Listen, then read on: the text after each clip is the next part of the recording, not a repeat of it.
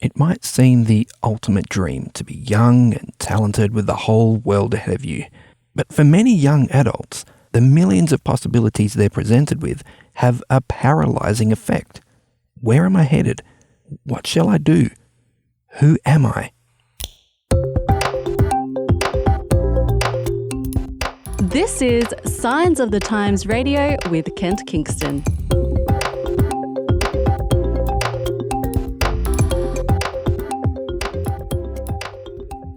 Mary Ellen Fairfax duxed her Year 12 class and then went on to do a double degree, as you do, in law and psychology. Oh, but that got boring, so yeah, law and media in the end. Mary Ellen, were you ever classified as gifted? What a vague question, Kent. Well, it's a good question. I mean, clearly you're a high achiever. Clearly you've done very well academically, and it's not the only thing you do well in. You know, you're musical, you're artistic, you're incredible, you're a painter and sketcher and all sorts of things. So again, I come back. Were you ever placed in a gifted category by your teachers, by anyone who assessed you? Well, first of all, thank you. That's a huge compliment. I appreciate that. Yeah, look, I suppose growing up from pretty much before I can even remember, I was typically put in the gifted and talented class at school.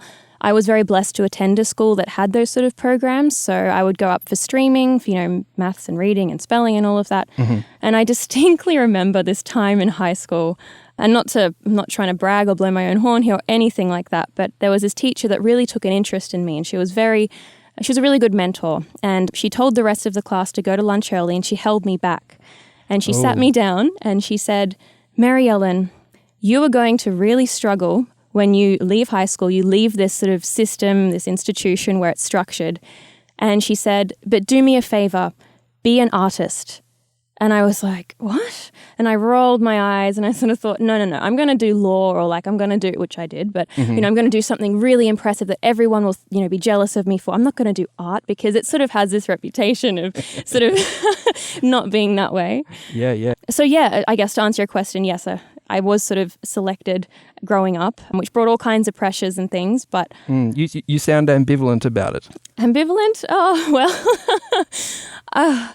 It's very difficult to sort of speak as someone who gets labelled as gifted and talented. Without sounding like you are blowing your own trumpet, exactly. as you said before. Exactly. But I guess at some point you've just got to accept that as a fact and say, well, yeah, this is the hand I've been dealt, and I'm not complaining about it. Yeah, well, that's the thing. You can either focus on that and complain about it and feel guilty, or you can choose to embrace the gift and use it, in my case, for God's glory. And I really try to do that as much as I can. So.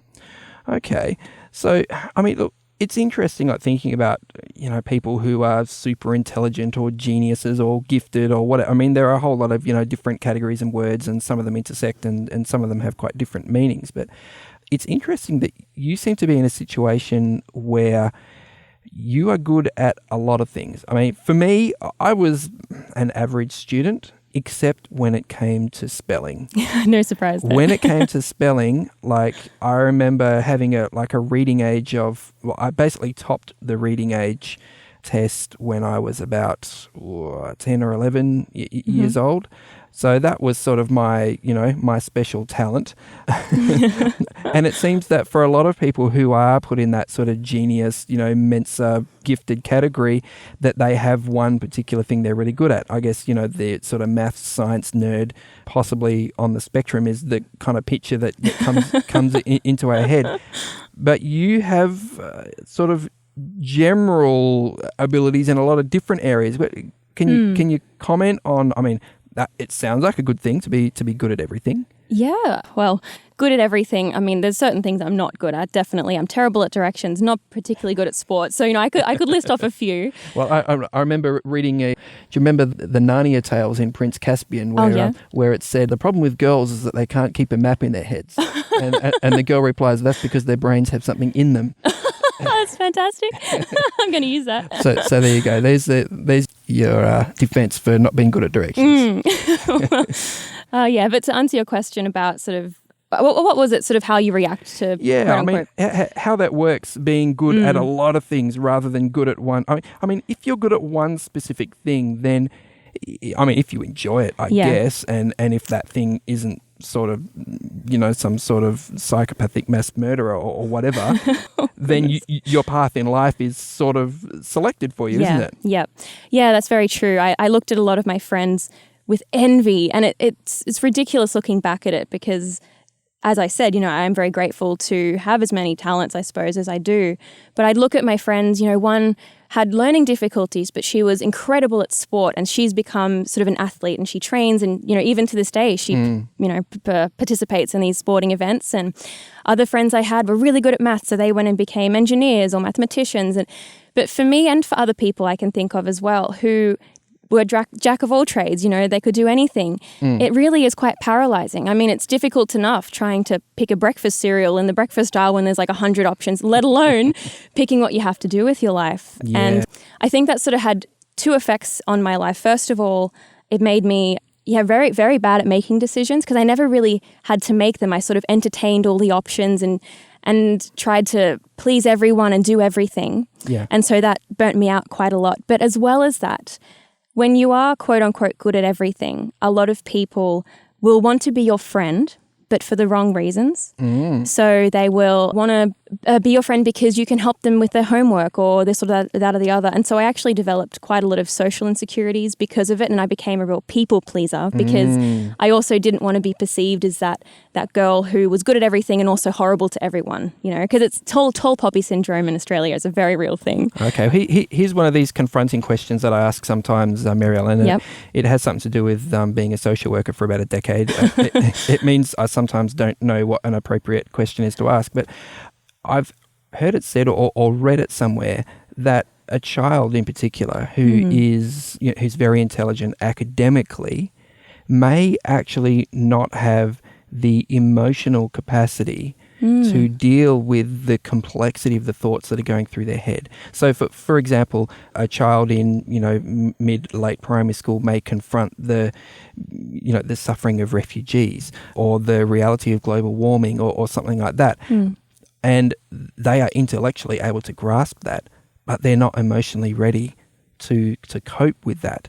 Can you relate to that mismatch at all, or do you feel that your sort of your EQ, your emotional intelligence was relatively in line with your more sort of academic abilities? And I guess I'm asking this because you mentioned some of those social difficulties that you had. Yeah, and that's a very interesting question. And I suppose I haven't really thought about that too deeply, but I'm going to go home and think about that, I think. But what I can say is that although I had, I suppose, very perceptive parents that passed down to me skills in sort of social analysis, and I think I had a fairly okay emotional intelligence.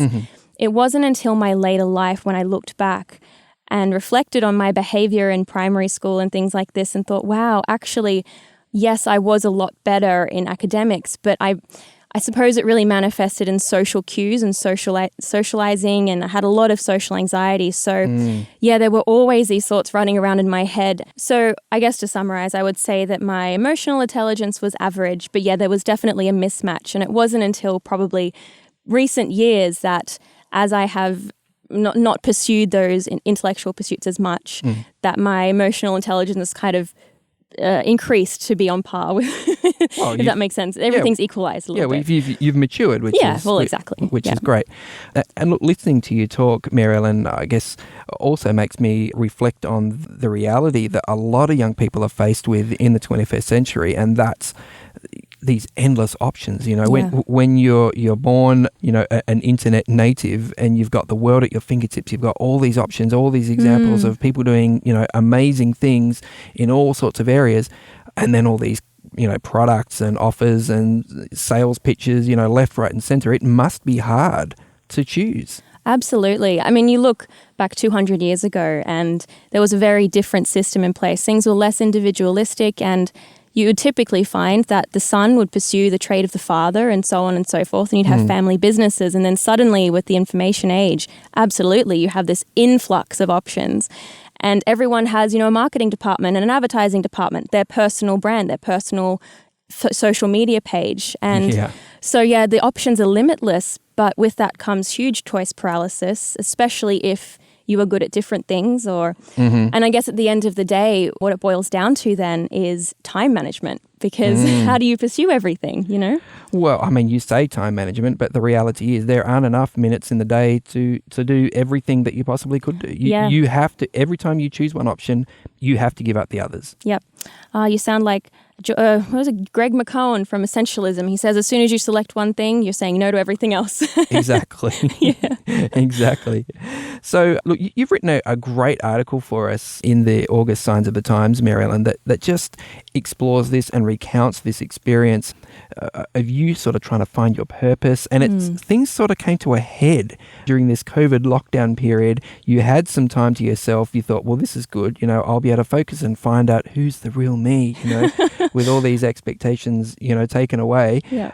And it sort of went in a branding direction, which is interesting. So how does this idea of, you know, who am I, what's my identity, what's my purpose in life, how does that become so incredibly commodified, you know, with language like branding? You know, please explain. It's almost like, you know, if you go to a lookout but you don't take a photo of it, did it really happen? Oh. And I sort of apply that metaphor to personal branding as well, because look, you can have a social media presence and you can be an individual, you can have all these interests, but unless you can package that into something that people can digest quickly and understand, you're invisible when it comes to the social media space. And I'm not saying that we should all be in the social media space, but practically speaking, if you do want to pursue something with your life that isn't, you know, working for an organization or something like that, then that's really necessary. So what this says to me, Mary Ellen, is that you are a communicator. You want to connect with people. You feel like I have a message. I want to get out to the world. Yeah. It's not just about ego and wanting to be noticed. It is about connection. Absolutely. Yeah, I think a personal brand, ultimately what that is your message to the world, as you say, Kent. And so if you can, as you say, commodify that and make that digestible to people, then suddenly you have this stream, like this avenue through which you can communicate.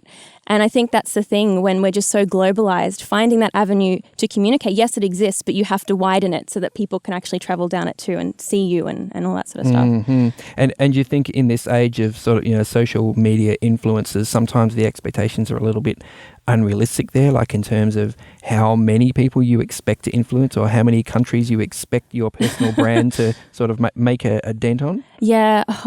Look, ideally, I would love to be able to say that I wholeheartedly believe in the reach one person and you've made a difference sort of an argument. But yeah, look, the numbers, they're real and you can't really escape them. Yep. And yeah. So. Not just a communicator, a mass communicator, preferably. Yes, exactly. So how did you go about like honing down your purpose? Because, you know, as we've discussed, you know, you have a lot of different talents and a lot of different interests in a lot of different areas. So are you feeling any clearer about it now? And if so, how did you get there? Yeah. So you mentioned before how with the COVID crisis, everything really came to a head. I think that's true for a lot of people. I've seen a lot of people pursuing new things now that they've got a little bit more time. But for me, because I have so many interests and I guess skills, I was really trying to run away from that and pursue anything but the thing that I knew I was supposed to be doing. And so I would just fill my days with all of these meaningless things. And then suddenly, when COVID actually happened, I had extra time. Everything was cancelled. And so with that, I was like, okay, now I've really got to take on this responsibility because God has given me these talents and I have to use them. And I was sort of running away from God for ages in that respect. But yeah, for me personally, at the center of everything I believe and try to live out is salvation. It's Jesus' message. It's the hope that we have of eternal life. Yeah. And while not everything I suppose I create directly points to that, that is the center of my brand and what I want to be communicating to the world. And so I suppose to answer your question, how do you figure out what your personal brand is? How do you figure out what you want to be doing? Well, I sat down, I had an evening to myself, and I wrote down all of the things I love to make and create. And so for me, that's music, that's art, that's writing, that's all kinds. And then I wrote down all of the messages I want to be communicating. And at the end, I had about 11 or 12 different things. So with messages, it was like, you know, natural holistic health. It was a wholesome, you know, well-balanced life. It was spirituality. But the reality is... 11 or 12 items is not really narrowing it down. No, it's not. not to be critical, Mary Ellen. No. But on the other hand, I guess sometimes people put together these sort of mood boards, in design, and there are 11 or 12 items there that taken together, you sort of start to get a flavour of what the look and feel is about. Did you get a sense of the standing back looking at that list of 11 and 12 that I can see a theme emerging here, or was it just like, oh my goodness, I still have too many options? Yeah, it was pretty much, oh my goodness, I have too many options. Oh, okay. So yeah, that was where I was going with that. It was like, oh no, what have I done? I can't do all of this. Yeah. And I suppose after that, I really became interested in sort of this time management and busyness sort of an idea. And when I mentioned before Essentialism by Greg McCone, he says, you say yes to something and you say no to everything else. And trying to really narrow down what I wanted to do was nearly impossible. But I just said to myself, look, you have to pick something. You have to do something. And for a lot of people, I think it's the fear of failure that stops them doing that. Because the reality is, if you pick one thing and it fails, then, what am I going to do? I'm a failure. But if you never pick anything, or if you pick a lot of things and you diversify, then there's less chance of failing. But they've done studies, which is super interesting to me. I found this out afterwards. They've done studies of the biggest corporations in the world and the CEOs and what they sort of pursue and the projects they take on. And it's the companies that pick one thing and do it well, as opposed to the companies that diversify and go into different areas that tend to stay the test of time. Wow, okay. So for me, that was a big lesson. So yeah, I started up an Instagram account and I started up a YouTube channel. And so now my core message is slowing down, getting back to basics, and connecting with God one-on-one, and just trying to find the beauty in the simple things. That's sort of what I'm narrowing it down to. I'm not quite there yet though. So. Oh, okay. All right. And does this sort of insight lead you to any particular product? I mean, are you doing drawings on YouTube and people are watching you, or are you what's the go? Yeah, so on my Instagram account, I do pretty drawings, and I've got a website as well. So at the moment I'm selling little stickers and cards, and I plan to sort of go down the more inspirational Christian quotes route. But let's be honest, with a full-time job, I'm not actively pursuing this full-time or anything like that. It's a side hustle. As I think you say in your article, that's a very cool descriptor. I like it. Yeah, thank you. So yeah, it's both an aesthetic, trying to find what exactly my aesthetic is, as well as what my product is. It's all a work in progress, but yeah, I'm just kind of trial and erroring, testing things out at the moment. So. And does that give you a sense of, I guess, peace, just knowing, hey, I've selected something and I'm doing it? Is there a sense of relief about that?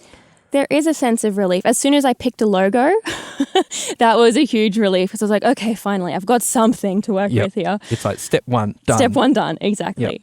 But that being said, I mean, you can pick something, but ultimately there's this big comparison game, and the more content you consume, for me, that being, artists on Instagram, artists on TikTok, YouTubers, all of these people that are way ahead of where I am in this creative space, and you sort of think, oh, am I really doing the right thing? Is this really what God wants me to be doing? Because I don't want it to be an ego thing either. You look at these people and it's very egotistical because you want to be better. So yes and no, I would say. The comparison game is very real. Look, I know you switched from psychology, midway through your studies. But did you get to the sort of developmental psychology, to looking at the teenage years, the young adult years, and what sort of some of the key developmental tasks are during those years? And do you see yourself fitting into that? Because I believe sort of finding a sense of identity and purpose is pretty key, yeah? Well, look, I will be honest with you, Kent. I dropped psychology one unit before I did developmental. So I know people that have done it. But yeah, speaking of development, though, I guess what I can comment on is this verse in Scripture. And there's actually a book, if anyone's listening, that wants just a bit more, I suppose, expertise on this topic and, finding your purpose in life. It's a book called 48 Days by Dan Miller, 48 Days to the Work You Love. You can get it at Koorong and Christian bookshops. Okay. And something he talks about is a verse, I think it's in Psalms or Proverbs, I can't quote it off the top of my head, but it's the one that goes, train up a child in the way he should go and he will not depart from it. And a lot of, classic, right? Yeah. Yep. a lot of parents in particular often take this verse and think, okay, if I, to be very blunt, indoctrinate my children, they won't leave the church, sort of thing. But this author actually says that if you look at the Hebrew root or something in the word, it actually is about children and looking at what they enjoy doing as a child. So for me, that was always drawing. I could draw for hours and hours. I was in my flow state. Okay, so this word like train up a child, when you think of the word train, you think, oh, this is like physical endurance training, this is Sergeant Major stuff. But what you're saying is this is actually more like training a vine or training a plant. Yes, exactly. You look at that plant, you see what its natural capacities and abilities are, and then you train it according to that so it can be the best, tomato plant or bean vine or passion fruit vine or whatever it can be. You're not trying to turn a tomato into a potato. Yeah. Exactly. That's such a good metaphor. Wow. That's cool. So, I didn't know that. Yeah, wow. yeah. So just, encouraging your kids to pursue what they already love. Take home. I mean, look, there are parents out there that, I guess, renowned and infamous for pushing their kids, really hard. How do you see that? I mean, look, you're someone who has a lot of capacity to achieve a lot of awesome things. Shouldn't a parent of a child like you, push them to be the best, to reach their potential? I mean, you can understand how it might be disappointing for a parent to think, wow, my kid's so smart, they've got so much potential, and here they are doing an online hand-drawn card shop, you know what I mean? Yeah, absolutely. Not that there's anything wrong with that. But I mean, surely parents should push their kids to a certain point when they see their potential and they see that there's some attitude that's getting in the way or some lack of discipline, or that's a part of training up a child, isn't it? I would agree with you to an extent. Yep. I think I can't really comment on my own experience only because I'm naturally a very type A high achieving person. So people would often say to me, do your parents push you really hard? And I'd say not at all. Like I do it all myself. I just want to be the best. Blah, blah, blah. So in your case, your parents probably had to slow you down and say, Mary Ellen, this isn't balanced. You need to take a break. We're going to see Grandma and you're coming. And, It probably should have said that more. But yes. But something my mum always said to me was, parents that push, although, there's nothing necessarily wrong with that. If it gets to the point where children kind of cripple under the pressure, it's a problem. And there's a difference between encouragement and pushing. And if you look at children, the way that they behave, typically speaking, is when they're young, they want to please you. As parents, they really want to do the right thing. They want that positive affirmation. So if you can create an environment where failure, first of all, is okay, but also where encouragement abounds, you're bound to have a kid or a child that will naturally want to pursue and be better and, top the class because, they're pleasing you. So, yeah.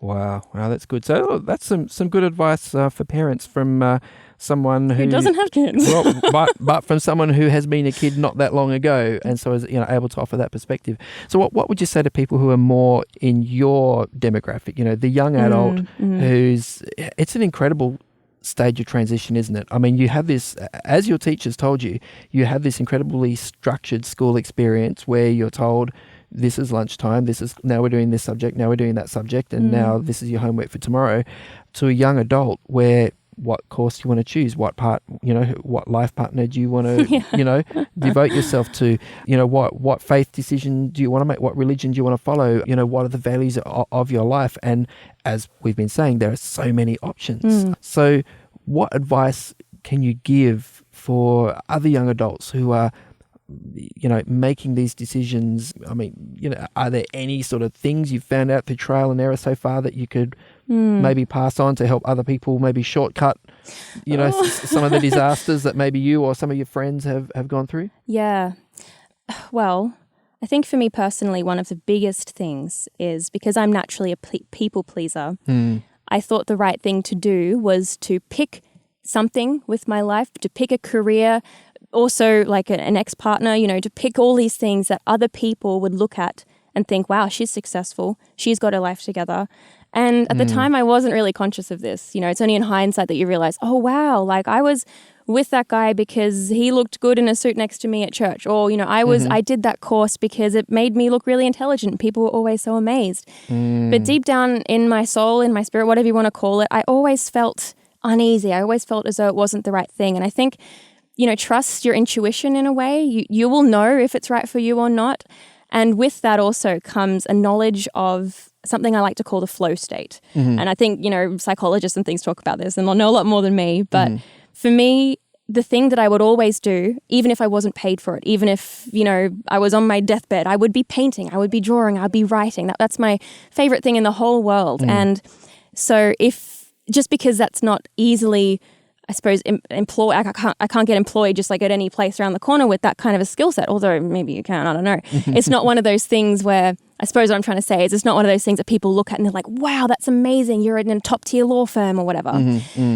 If you love something that much, you will naturally put in hundreds of hours into it and you will naturally be better than other people. You'll be at the top of your game, not because you've inserted yourself in a tier of society where you can achieve stuff, but because you will naturally want to do it. And I suppose... I remember having an insight myself several years ago, a bit of an epiphany, which was you were created this way for a reason. Yeah, exactly. Why are you fighting it? Yeah. And as well as that, if you've been created a certain way, but you're trying to be someone else and you're I'm just going to use the law firm example. You're working in a law firm and you don't want to be there. You're taking up someone else's space. Someone who really wants to be there, they can't be there now, So it's almost a selfish thing if you look at it that way. And I think what you're saying now and also what you say in your article is don't, run your life according to other people's definition of success. Yeah, absolutely. So what's your definition of success, Mary Ellen, just as we come to a close? Yeah. My definition of success, it may change, who knows, but at the moment it's living in alignment with what God wants for you, what you want for you, and what benefits society. So it's not about doing everything under the sun. It's about picking one or two, maybe three really core things, doing them well and glorifying God in the process. So that won't look like success to the world. To a lot of people, that'll look like a failure. But if you're trying to live up to the world's expectations, you'll never have peace at the end of the day. But right now I can fall asleep on my pillow and go to sleep happy knowing that most of the time, obviously I fail all the time, but for the majority of my life, I'm living in accordance with God's will. And that's all I want. You're being who you were created to be. Exactly. Yeah, perfect. Wow. Well, look, that sounds like a success to me. What about you, listener? What's your path? What's your goal? What are you being called to do? Hey, thanks so much for your time today, Mary Ellen. Really appreciate you writing for us in Signs of the Times, and it's fantastic that you could be on Signs Radio with us today. Thanks for having me. It was awesome. Today's episode was based on an article appearing in this month's Signs of the Times magazine. A subscription is just $26 for 11 issues a year. To find out more, visit signsofthetimes.org.au. Signs of the Times has been published in Australia since 1886 and is proudly produced by Adventist Media. This is an Adventist Media podcast.